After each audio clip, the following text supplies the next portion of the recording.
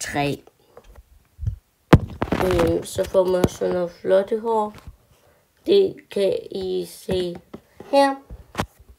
Her har man sådan noget hår. Og maden kan være sådan lidt forskellig. Det kan være sådan alt muligt.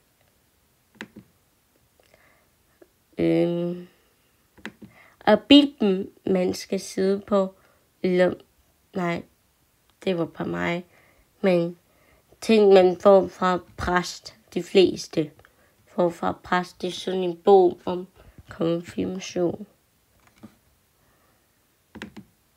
Og så er der noget, der hedder invitation, som man giver invitationer til,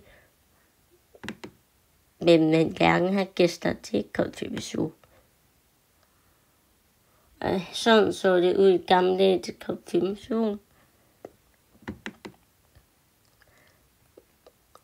Og sådan ser det ud til konfirmation for præste. Her der øver man, hvad man skal og sådan noget der. Og så kan man også til den dag lige efter man skal konfirmere, eller ikke efter, lige før, så er der noget, der har sådan generalprøve. Det er, hvor man skal øve sig at gå, og hvor man skal sidde og sådan noget der. Og ja.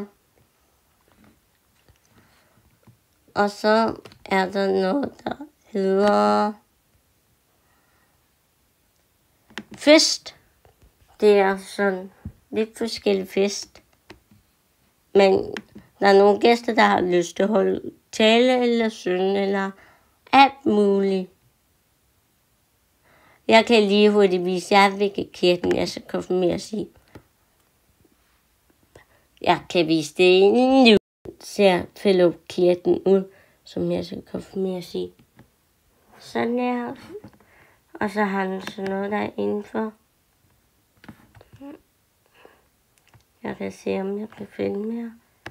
Sådan og sådan noget der.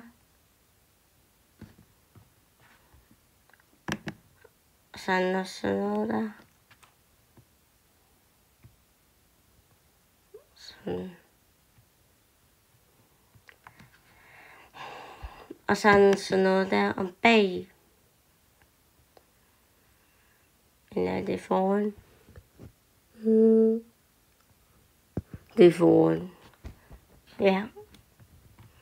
Men den samme kirken, vi skal konfirmeres i, som vi gør i den syge i. Så vi ses i par.